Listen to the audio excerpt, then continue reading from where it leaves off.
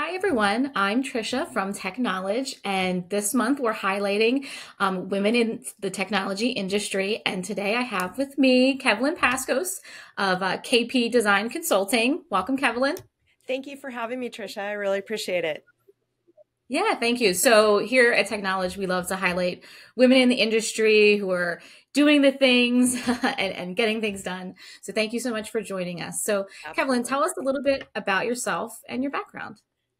Okay, so I know that we spoke a few weeks ago and had provided a little bit more of an expanded summary, but I'll keep it a little bit shorter and have it be more technology related. I spent about half of my career in the hospitality, restaurant, and catering industry, and I got burned out and was offered an opportunity to move up to Northern California and work with a security integrator by the name of Securitas. I'm sure you've all heard about them. And it was a great start to something that was really inspiring to me because of just everything was so different, and you were able to help clients and customers' needs. And it was always changing. There was always exciting projects on the horizon and to be a part of. So that's really I've spent half of my life doing hospitality and most of my career doing technology. And as of about 5 or 6 years ago, really started focusing more on the construction industry. So Nice. And so coming from hospitality and going into a different industry, that takes a lot of courage. What gave you the courage to make that jump? yeah, that is a good question as well. I was burned out, and the catering business, the hospitality business Hmm.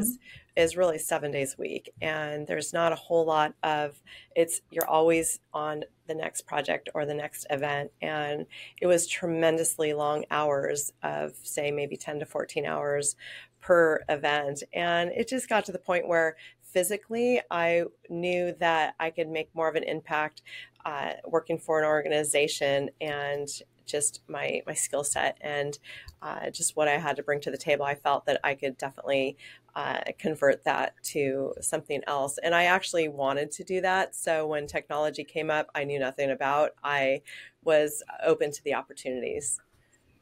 Nice. So you've taken this a step further. You've taken your career a step further, and you actually got your RCDD certification. Can tell me a little bit about that? What inspired you to make that next leap?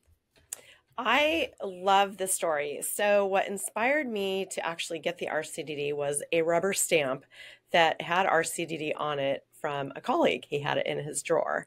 And so, mind you, I was in the security integration industry, which is a little similar, but it was a little bit more specialized for close to 15 years. And I never even knew what an RCDD was because the integration partnerships usually are at the tail end after the buildings were designed. So usually as a contractor, you got involved a little bit later in the process. So the design element aspect of design and construction, and even uh, how buildings are cabled and the infrastructure, I didn't really understand it quite so much. So when I went over to the low voltage side, or the dark side as some people might call it, my colleague had one of these stamps in his drawer, and I asked him, what is that? And so he said, well, I'm an RCDD and this allows me to stamp drawings. And I thought to myself, I want to do that. I want one of those stamps. I want to be able to have the ability to not only do takeoffs or work on drawings and design cable runs. I want to be able to actually go a little bit deeper than that. And so I kind of put it to the side. And at that point, I started getting really involved in LinkedIn. And I was obviously with the low voltage contractor at the time, and it always just was something that just kind of kept coming up. And I knew that the RCDD meant a lot. Obviously, it's a BICSI credential, and Mhm. as I progressed to another contractor, I was given the opportunity to partake in some educational training with the RCDD and the DCDC.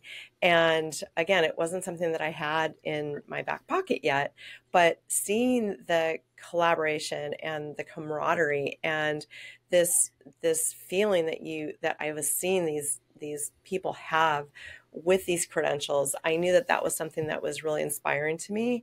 And I also knew too, obviously, as a woman in a male-dominated industry, I knew that this was going to be something that I could add to my skill set to be even more impactful in business development and marketing. So when I pursued the RCDD, I actually didn't take that one first. I actually took the DCDC first, which was the data center credential. And mind you, I'd never been in a data center. Okay. So I did not pass that twice. And I'm going to be actually pursuing it again for the third time here soon. But the RCDD is actually an amazing credential. And the minute I got that, Tricia, it was pretty crazy. There were definitely opportunities that started happening overnight. And I think it also lends itself to, if you've got the dedication and wherewithal to invest the time that it took to be able to even pass that test, I really think that that's a testimony to how hard the thing was. And it was the hardest test I've ever taken. So talk to me a little bit about how you prep. What's the training like? How do you prep for such a test? So the book is about that big. There's two of them, actually. There's two huge books. And it was the most dry reading I've ever partook in, because it was very, very technical. But what I was able to really enjoy was the construction aspect of the RCDD, because it's not just infrastructure, it's how the infrastructure gets installed and the partnerships and the standards. And so because I was in the industry for so long, I thought, well, I understand this. This is something surely that this will be easy for me. So basically, Tricia, I took 4 months out of my life to really dedicate towards every waking moment almost. My weekends were spent studying. And so the books were so highlighted, they may as well just be yellow at this point, because there was so much content. And to answer that question, I have a stack of note cards. They're probably about 500, about 5 to 550 note cards that I just kept going through and kept going through and kept going through. And then I had the solid stack, and then I had the ones that kept tripping me up. And then I would just do word association. I would scratch out the last thing that maybe kept tripping me up, and I would make a new word association, or maybe make a phrase or a rhyme. And I just kept putting myself at the library. I kept putting myself in my office with the door closed with do not disturb sign. And I probably spent 150 hours studying for that test. Wow. Wow. So when you finally passed, when you took your certification and passed, how did you celebrate? Okay. So when you take this test, it's called, somebody's watching you, right? So it's video. Proctored. A proctor. So you can't reach outside of your screen. And I accidentally made the mistake of putting my water bottle just right outside my screen view. And it's I think about a 2-hour test. And you've got the ability to go back, and if you have time, to go back and flag or review the flagged questions that were on there. And I feel that because there was such a buildup to it, and there was so much stress surrounding being able to pass this thing, that I don't really remember taking the test, to be honest with you, because it's so stressful. And so when you're done with it, you press this button and you say done or submit. And then you sit there, and it's pretty immediate. I have heard where past credential holders, it would take 2 days, 3 days, I believe. It was a little bit not as technically advanced as we have it today. And so I was just sitting there, and all of a sudden the letter comes up, and the letter can either say sorry, which I've had that experience with the DCDC, and I was almost expecting that. And all of a sudden this letter comes up, and it says, congratulations, you've passed the RCDD. And I had to put my glasses on, and I had to go really close up to the screen. And double checking. I did double check it, because I couldn't really believe it at that point, because I can't believe all this preparation to this point, and I get this really cool Congratulations. And then shortly after that, how I celebrated is I went downstairs. We had friends over, and my family was scared because, when you don't pass something like that, it's pretty sad. Yeah, yeah. And they were kind of used to that with the DCDC. So I went downstairs and they were all on the front porch, and I came out and I pretended I didn't pass.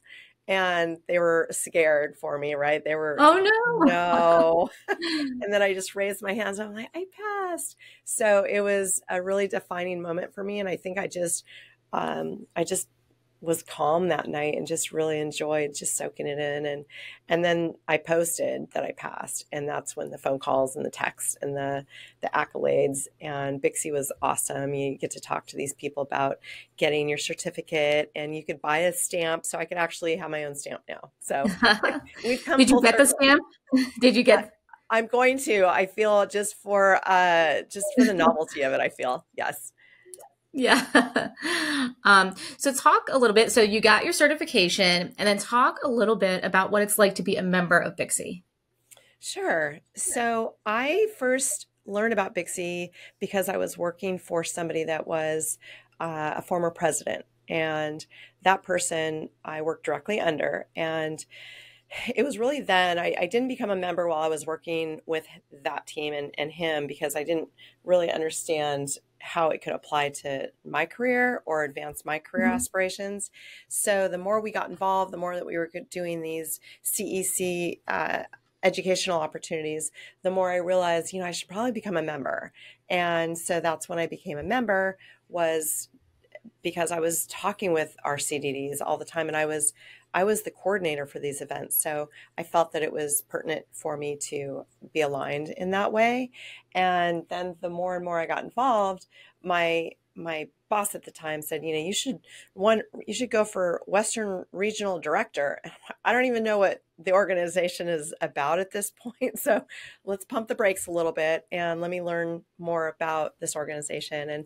And so I actually did go and run for Western Region that year, but because I hadn't been a member for 2 years running, I didn't qualify. And at that point, the leader at the time, the president, really, Kara Elvert, she said, you've got this, and keep trying. And I noticed that there was a need for more people like me, and obviously women, to get more involved. Absolutely. So I was a secretary last year for the professional development committee, and then there was an opening or an opportunity to get involved with the women in BICSI, and so I jumped on that opportunity, and I'm now on the board working with some amazing women, and I just love it. And it's just been really empowering, really supportive, and it's been a really positive experience. So I love that. We have, at my organization, we have a similar kind of committee focused on women in the industry. So talk a little bit about what this committee does, what its purpose is. Sure. The purpose of Women in BICSI, obviously, in its title. And so we're a committee that really wants to empower women in our industry, and to also uplift or direct and support women, not only women. I mean, we can support anybody. Obviously, we can be best at directing that person or people where to go in their futures. But with the Women in BICSI, our focus is really empowering women and helping others grow their career. And another focus that I am going to be wrangling with my co-parts is really getting more of the ladies, the trade ladies, involved in the cabling challenge that BICSI puts on annually. They just had it in the winter. And it's really huge, Tricia. I've been in this industry for 20 years, and it's so awesome to see the TikToks and the Instagrams of these ladies out there just crushing it. And they're getting millions of views, and they're really putting the face of trades on the map, as you are as well with Technology Worldwide. And you're seeing more and more women. 20 years ago, it wasn't like this. I got kicked off a couple of job sites, actually, back in the day, because I was a threat, and I didn't have my union card, and it wasn't as embraced back then. But now you're seeing some of the most of the top contractors in California, the Turners, the Webcors, the Excel Construction, they're doing these really cool mentor programs that are empowering women. And because it's Women in Construction week, it's really, I'm seeing that more and more. And it used to not be that way. So it makes me really, really happy. So yes, so we are here to promote the ladies in the trades, and BICSI has so many opportunities to really expand upon. I mean, there's an endless supply of job opportunities and career angles that one could go in. So that's what we're here for.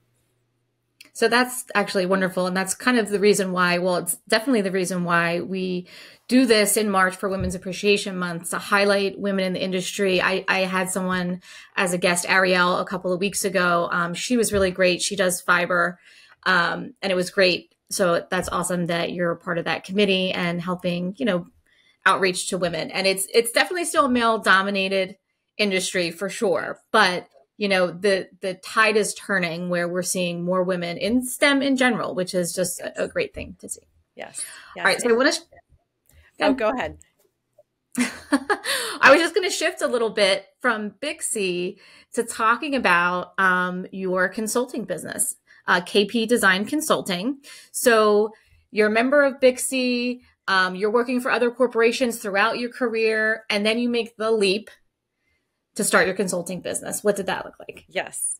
So the company that I worked with before, it was the sales, the business development, and the marketing was really the highlight of my career, and really the pinnacle of what I knew was possible with putting a couple variables together. And it could be for any company. It could be for a medical hospital. It could be really, it's the basic factors that I'm able to bring to the table. And I knew when I was working for that employer that there was just some basics, and it really involved LinkedIn. And because I was already in love with LinkedIn years before I had worked with that organization, we did not spend any money on really promoting these events, these classes. We relied solely on LinkedIn. And I one time almost got fired from a job because I was on LinkedIn, which is, the irony is pretty funny now. I look back at that, but the power of social media marketing really came to light with that employer, to be able to promote something for free and have it be such a blockbuster hit in the tune of, I can't even quote, but I would say that the referral business that they were able to achieve from the students in the class were probably between 20 and 30 million to date from LinkedIn event. Wow, that's amazing. Yeah, promotions. So the opportunities there really can be with any contractor. And so going back to your question, it was a leap. And I knew I was miserable too. I'm not going to leave that out, because I was really in a position where I was not supported. And I knew that I wouldn't be proud of myself in the future looking back if I didn't make the opportunity for myself and to grow myself, because I knew that I had something a little bit different and I wanted to take it on the road. And so that's kind of how that happened. It was scary. It was right after COVID. So we were still a little wheezy as far as what the world was going to do and such. But I got picked up right away, worked with a contractor, and was able to pretty much replicate those efforts through social media in my network, and really highlighting that contractor's skill sets and attributes. And so I now work with contractors, and not only contractors, but also technology clients. And it just doesn't stop at that. It's possible for really any industry. So it's been kind of fun to experiment and explore a little bit as I've gone along. So Kevallyn, I noticed on LinkedIn you share your newsletter, and you have some really, really good tips in there for business owners. So I just wanted to talk through some of the ideas you have that business owners can take away in order to help them in their industry. So first, let's talk about what are some benefits of entrepreneurship? Freedom. Freedom. It's you. It's all on you. So the decision making is more weighted. the outcome is exhilarating, and it's really neat to be able to create a product and an offering and be able to stand behind that when it's working effectively, not only because it's been tried and true, but that it can be replicated and it can be shared with other organizations to do the same. And it's been really, really a special experience. So I would say for business owners, you've got tools that are already in your tool bag and they're not being used effectively. You've got email, you've got newsletters on LinkedIn that's free. You've got content that you could post for free. You've got events. If you are a credential holder or a credential holder that has the license or the ability to teach, you can bring that to your company. You can bring that inside. You can do trainings. There's so many opportunities that business owners don't really consider. They feel that, oh, I have to go hire a business development person, or I have to go hire a marketer, and what's my ROI on that? And so how I've kind of structured this is, I'm obviously a contractor, and it doesn't take a year to get an event off the ground. It doesn't take a year to get XYZ off the ground. A lot of these things that the attributes of what I just shared with you, the newsletters, the emails, a monthly email that you could put out through Constant Contact. There's your existing clients. Most contractors, in my experience, do not reach out to existing clients. The love is always given to new clients and customers. And so that's a big thing for me is, hey, Bob, how are things going? How can we be a better service to you? That doesn't usually happen. Usually when the existing customers get love, it's around the holidays and you get some Christmas card or. Why is that so important, Kevallyn, to engage the existing clients? What? I'm sorry, I didn't hear your question. Why is that so important for them to be engaging with their existing clients? Because that's an opportunity for you to share new technology, a new service program, maybe to really take an analysis of how things are going for them. Maybe they don't have enough service on their contract. Maybe because, it's a T&M, maybe they're spending $75,000 on T&M where they can enter into a service contract and have it be more long-term with more of a commitment. So there's things that a company owner could take a look at.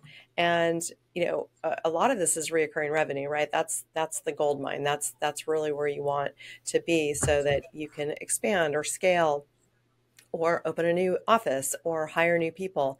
You need to be able to have that in your funnel in the future so you can understand where your business is going. And if it's not, you can, shift in any way. But those existing customers really need to be focused on a lot more. Obviously, the new clients, that's what we all want too, but to not forget about the existing. That's probably my biggest. And service contracts are huge. In my experiences, service contracts are not managed properly. Obviously, we've got attrition in our industry. So what happens is you get a 3-year contract with a client and, Billy leaves the company or he moves on elsewhere. And so who's going to be taking care of that service contract? It usually falls on deaf ears. It maybe lapses. And then let's talk about software support agreements. If those aren't managed properly, you could use your software support agreement. And if your network goes down at 11:30 on a Sunday night, but your service agreement's expired. So things like that, Tricia, have been, I've experienced it at every single contractor employer that I've worked with. So, when you're taking care of your existing customers, the other benefit is they're going to refer you a million times over. If they're being taken care of, you're going to get referral business from them. So I would say that contractors should have a person designated to make sure that service contracts and software support agreements are always up to date and improved upon. Yeah, definitely. Yeah, it's a huge part of their business, right? So there's so much opportunity there, cultivating that relationship and having that relationship in a solid place. So talk to me a little bit about imaging and branding, and what do you have to say about the role that social media has for these businesses? if you are not advertising and promoting and creating content on social media, you're going to probably be outcompeted, because if you're not in the forefront, if you're not on this wagon, you're not in this movement. There's so much amazing technical features that a company could implement, say by hiring me, right? I could say, all right, let's get started, or let's do a maintenance.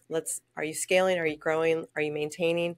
Whether you're a startup or enterprise, it doesn't matter. And you could be the smallest company on the planet, but you could look as large as the largest company on the web through effective marketing. And obviously LinkedIn's my favorite. That's where I play, and that's where I typically do a lot of my content creation. But there's Instagram, there's TikTok, there's Pinterest. I have a Pinterest colleague that I'm going to be hopefully interviewing soon.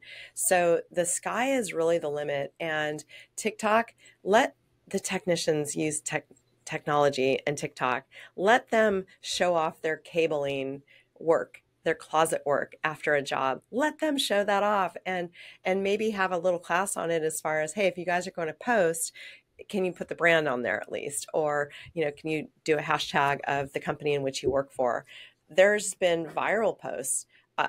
So I'm kind of a little bit of a technical geek, but I'll go on and I'll look at cabling that has been completed in the beautiful cable colors. And those guys and gals that put that in, that installed that project, are so proud of that work. And the colors these days, they're vibrant. They're pinks and purples and blues and whites and oranges. And it is art. And they call it closet art, by the way. I just learned that phrase not too long ago. Oh, I didn't know that. I follow a few closet art accounts then as well. Yeah. So Cisco has one. They are consistently posting some really cool work, that's completed work, obviously, but they call it closet art.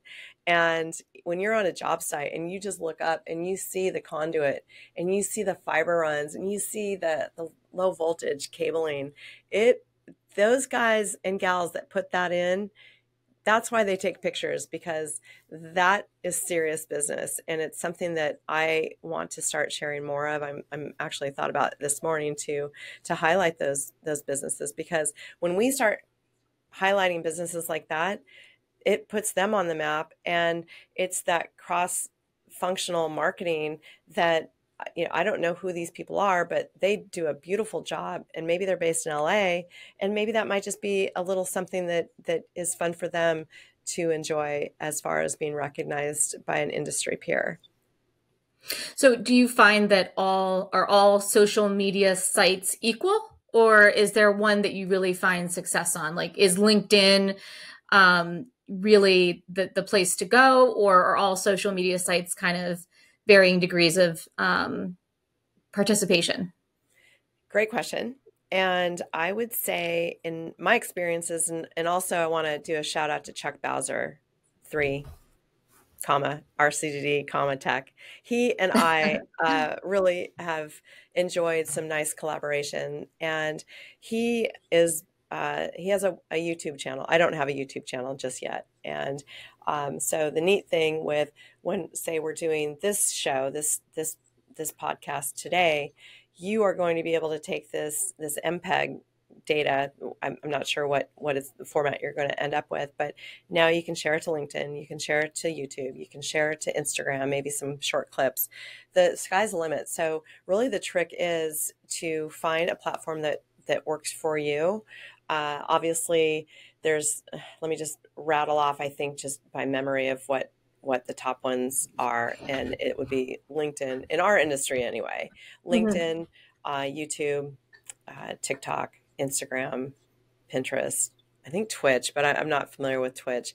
And you really can take one piece of content, like Gary Vee. That guy is a content machine, and he doesn't just do one podcast. He does the podcast, and then he slices it up into 15 little short 30-second, 45-second clips, and distributes it out to 20 different platforms that works for him. Obviously, he has a team that handle all of this. Some of us don't have that yet, but it really is a personal preference. And for contractors or any business owner, you really just have to it's trial and error. It's something that, and you have to engage. You can't just post something and hope everybody likes it and it goes viral.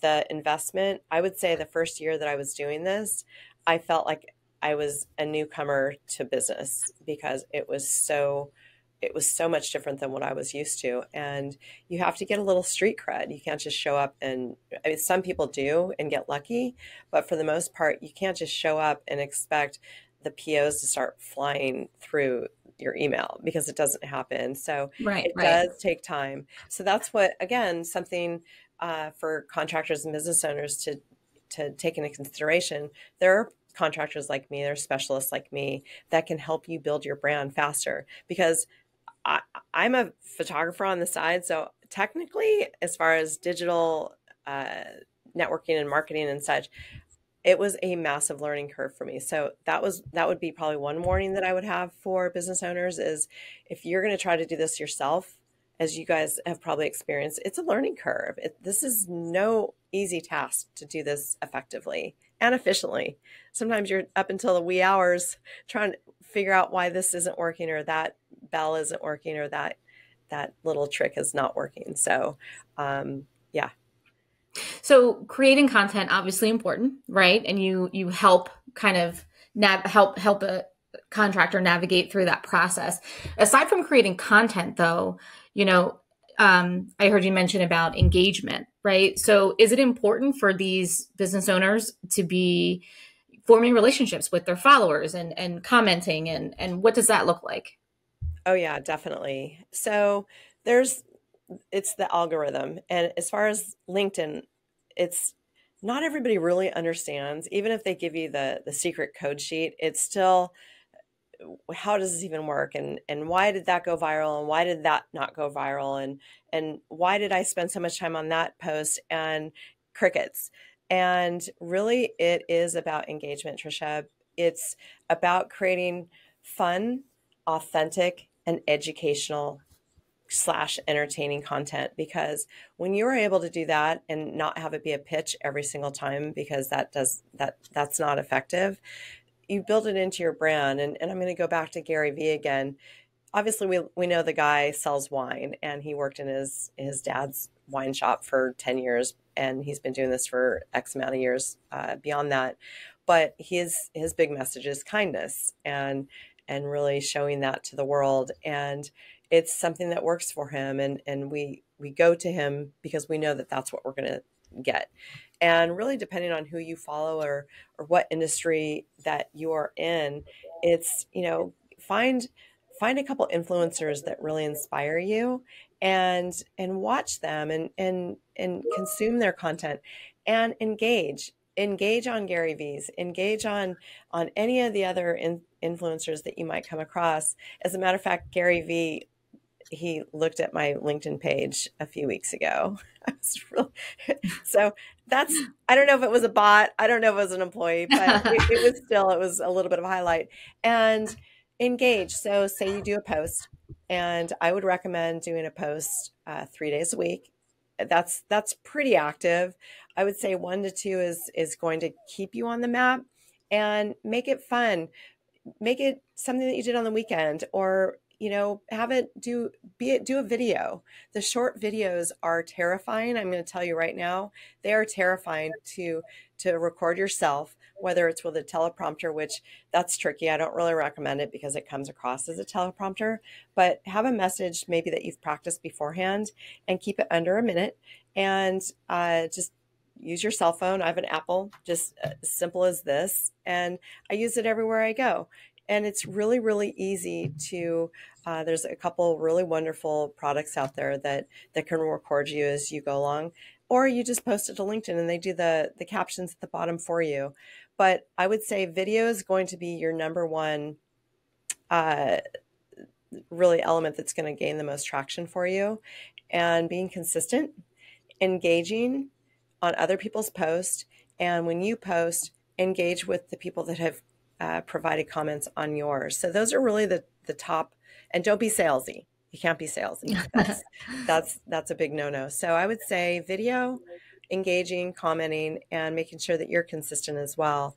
The founder should be doing this, but typically it might be a manager, or if somebody's really interested in social media, I might say, your next meeting, your next PM meeting, or your next employee meeting, ask around and see if there might be somebody that can help you with the social media that really promote your business, or the leader or leaders. So I want to hang on a word that you used earlier, which is consistency, right? So when you're talking to organizations and you're coming in, how do you help them with their imaging and branding and that being consistent across all platforms? So most companies are very proud of their logo, and they're very proud of their marketing that they have already in place. And so what I would say, and what I have done, is, look, it looks good. You can't read it on the thumbnail. You cannot read what that says. The font is too small. So why don't we come up with a design that's easily recognizable, say TKW. If you were to spell that out in a thumbnail, a little circle, you wouldn't be able to necessarily identify that that's a logo in the first place. But how you guys have done it, as an example, it's pretty, hey, that's TKW. And that is something that I would go in first off and say, all right, so let's figure that out. What logos do you have? How are you using the logos? Are there different elements or groups in your company? Say, is it, I'll just go with, say, Wells Fargo. Is it Wells Fargo financing? Is it Wells Fargo leasing, et cetera? So there's going to maybe be some different logos associated with the business. So you got to really go in, and when I go in, we do a full assessment. We understand how their business works, because what you don't want is to confuse the customer, and you don't want to alienate them either. So it's really important to understand how they're using their branding and the demographics in which the brand are being utilized. And then I would go even further to look at their marketing collateral, to look at their print. What are they sending out to clients? Emails. There's one of my biggest pet peeves is an email that doesn't match across the company. And that it's always driven. You mean like signatures? Signatures have to be consistent. Have it be where you're sending this signature box out to all of your employees. And also, there's a company, it's Excel Construction. They're in Northern California, and every single one of their employees has the same profile picture background, and they're beautiful. They're natural, and it looks like maybe it was taken in maybe their main entrance, some really nice lighting, where when you're consistent with the looks of your team and you're consistent with an email, for instance, if there's a construction project and we're all working on it, and maybe 5 of us in my employer are engaging with various partners, and you start seeing your own teammate's signature, and it's weird, or it's different, or it's in a different font, or there's different links to it, it's really confusing to not only me. Think about how it looks to your clients. So that's something to consider as well, to just be consistent with your branding across the board, because I think that's really important, and I think it's overlooked somewhat. And really, if they're open to a refresh, that's where I can help them.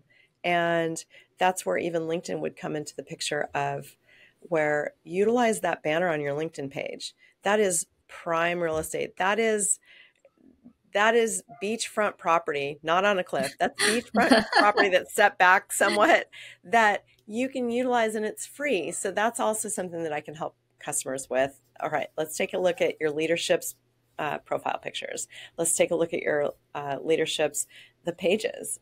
Are you guys sending out the same message? Or is it a picture of a sunset, and then this guy's got a picture of a data center, and this guy's got a picture of him four-wheeling? So you get my point, where it really needs to look consistent if you're going to be delivering a consistent message, so the customer doesn't get confused.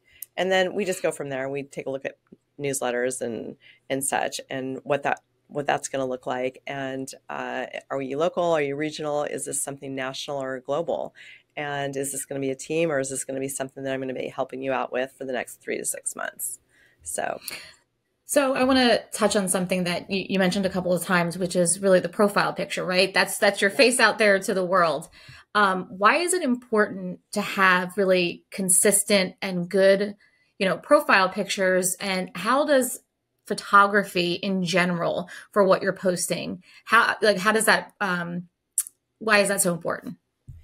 It's important because, as they say, a picture tells 1,000 words, and it's a window that you're being able to peer into of, say, a construction site, or milestone photography on a project from start to finish. Or one of my top posts have been two of my favorite colleagues that I work with in a warehouse opening, with orange ladders on one side and orange ladders on the other, and that got 6,000 impressions. And they had their Wow. little logo shirts Wow. on. Yes. So what people want to see, they don't necessarily want to see an inanimate object. They want to see the employee spotlight. They want to see somebody maybe getting an award or being acknowledged for their leadership, or their what they've done for the company. And so photography, it's something that I'm very passionate about, and it's something that that's kind of my secret weapon I'm able to bring into a company. Whereas I've got my cell phone, but then I also have the professional gear as well. And depending on what they want, we could create content almost immediately, Tricia. I will tell you some of the posts from my LinkedIn, my BICSI experience. It was just selfies. Or at the awards ceremony, I just handed my phone to somebody and I said, take a picture of these 5 legends. And I'm just going to put myself right there in the middle. And I was able to tag them. I was able to tag the organization. I was able to, and it was neat because those guys probably had not had that happen to them before. Yes, they got recognized, but it was something a little bit more special. It was a little like more icing on the cake. So photography, profile pictures, don't be that person that cuts the picture in half when you were at a wedding. Don't, because you can tell. Where someone else has creeped into the picture. Don't do that. You can tell. Don't do that. Go get some nice lighting. One of the best tricks I can tell anybody: go in your front door, make sure your background's maybe, somewhat, there's maybe some light poking in, about 10 a.m., front door, west facing, come back about 10 feet and do a selfie. That's going to be some of the best lighting that you're going to be able to get. And, you don't want to be super flirty and don't do any of that. You want to be straight faced on, have your cell phone be somewhat up above you, and put out a nice genuine smile. Maybe get dressed up in your polo or a suit or something that might be contrasting to your home or your office. But a doorway makes a wonderful studio. And I won't tell you where one of my best lighting is. I'll tell you after, but it's amazing, these little pockets in your own home that you could find to just, keep your profile picture fresh and keep it updated, because people are curious about you and they want to learn more about what you're up to. And so that's my pitch on photography and how important it is. Yeah, I'll have to, my profile picture that I've been using is a selfie, and I'll tell you after where I took the selfie. I had great lighting. I had great lighting. It's great lighting. It is. It really is. That's exactly. I was like, oh, wow, I look really good in this light. So, what I've done for clients, we FaceTime. And what I could do is walk you through your house and, all right, no, step back. Okay. And then do a selfie. Let's take a look what that looks like.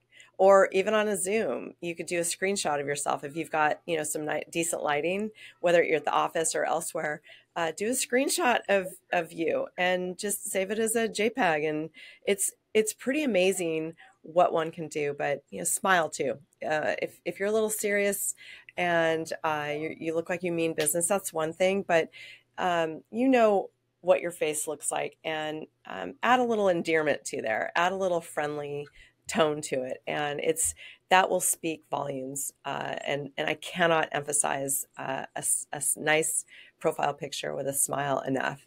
So. and I can help you. So you just text me if anybody needs help with their selfie profile picture. I will help you at no cost. And Kevallyn, you touched on something that I meant to ask you earlier, but tell me about your experience speaking at BICSI this year. Oh my gosh. Okay, so I signed myself up for that, and I had no idea that it was going to grow into this thing that pretty much took my January away from me, because I I realized I had never been to the BICSI Winter Conference before, and I had no idea what this women and the women's breakfast was all about. I just thought, oh, how nice, women getting together. They may have some coffee and some biscuits and some, rolls and fruit. But it is a legacy. It was something that's been going on for a very long time, and there has been a lot of roads paved before me to continue sharing the awareness about women in BICSI and women in technology. And so the more I realized how much was involved, the more serious it was becoming.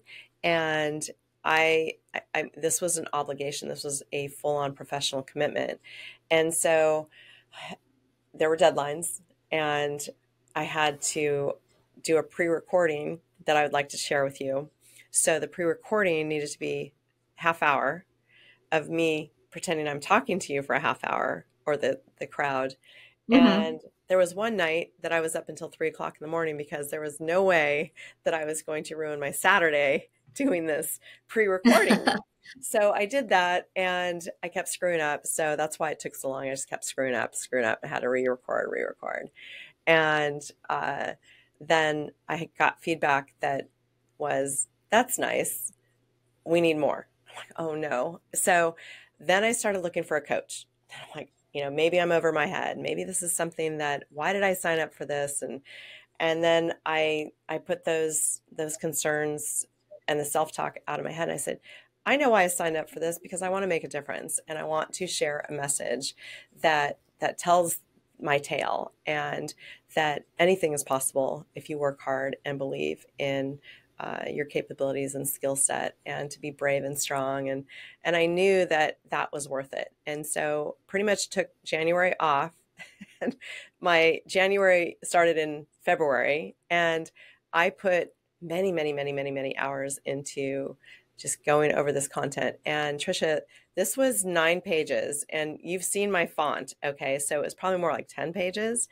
And I thought that I'll just memorize this. Yeah, I'll just memorize this, because that's what keynote speakers do. Surely they memorize this. And the more I was stressing myself out to memorize this 9 or 10 pages, I thought, I'm forgetting it already on page 1 after paragraph 4. And what I didn't want to do is show up and not produce something that I was proud of seeing in the future. And so I surrendered, and I said, okay, well, I will be going off of notes, but I want to know this paper so well and back forth that I can reference the first line, and then tell the story of that paragraph. And then the next paragraph, tell the first line, and then go on. And I don't know, I felt maybe I was just in a cloud during January of studying for this, because it was such a big opportunity. And there was, of course, I invited, I think, 5 past presidents and the current president and the CEO. Of course, I invited those guys, right? And I invited some really, really amazing people, because I wanted to give myself that challenge, and most of them absolutely showed up. And as I was walking up those stairs, I think there was 5 stairs to that stage, I thought to myself, why did I sign myself up for this? Am I crazy? So I get up there, and I get settled. I get my notes. I have my phone. And what nobody told me was, when you go up on stage and you need reading glasses, when you look up, nobody is in focus. And I didn't know this. So it was probably in my favor. So I get up there and I look up, and at that moment I thought, well, I need the glasses. I'd rather be able to reference the paper and not see everybody and do a nice job. And it was a blast. And the words came to me because I had studied so much for them. And to see at least the front row of the smiles, and I got some laughter, and they actually clapped for me at the end. And it was definitely a highlight, Tricia, and I would recommend for anybody that has a fear of public speaking or hasn't had a lot of experience in public speaking and want to public speak, start local, maybe even with your church or at your school or what have you, because it really was something that, gosh, I can't even say. That was probably just as impactful as getting the RCDD. Like after that event, it just kept opening more doors and more doors. And I think I got the bug. So I told the guys, I want the big stage next year. So Yeah, that's huge. And I heard it was well attended too. It right? was. Your session? Yes. Yes. There was, I think 70 people. And I didn't get dry mouth. I didn't choke up.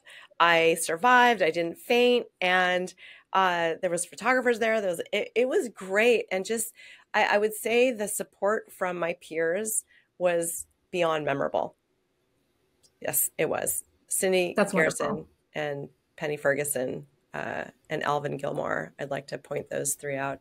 And Trevor Kleiner. Those four really pushed me in and supported me through this. So, and again, it wasn't just for me. It was for women in BICSI. It was for women to get more involved in this organization. And that was a proud moment, but even more proud that we were able to share that message with 70 people. And That's wonderful. It's just wonderful to have other women in technology trying to encourage women. It's just so important. So, Kevallyn, thank you so much for talking with me today. Before we go, I want to ask you some fun questions. Good. Oh, good. Rapid fire fun questions. What's your favorite drink? What's your go-to? I love Tecate beer. Nice. It's a Mexican beer. I love Tecate. And red wine. That's it. Me too, guilty. But I'm a beer girl. All right. What's your favorite show to binge watch? Oh gosh. So binge watch, I don't watch much TV per se, but I am a true crime sucker. I love true crime. So anything that has to do with that and solving mysteries and crime, I'm all Me about too. it. I hate to be typical, like that's what all women like, but yeah, I find that to be the case. Do you think we're a demographic? Because I think so. Fascinated. I am fascinated at how people and why people do things of that nature. But that I would say my secret career would be a private investigator. All right. Well, so thank you so much, Kevallyn. So where can people find you on social media? Absolutely. I am on LinkedIn under Kevallyn Paskos, RCDD, and just go to my page, find my profile picture. Underneath there is a contact link, and go ahead and tap on that. There's a variety of ways to get a hold of me. If you would like to send me a personalized DM, that is an option as well. I'd love to hear from you and how I can be of assistance to you and your organization. And I hopefully will be more active with technology worldwide. And I am really excited about Ray Klein and Tricia Dixon inviting me to this podcast today. And I hope that what I had to say brought value and inspiration to others. That's really my hope. And I'm just honored to be here and just very flattered and just looking forward to working with you in the future. Great. Thank you so much, Kevallyn. Appreciate it. Thank you, Tricia.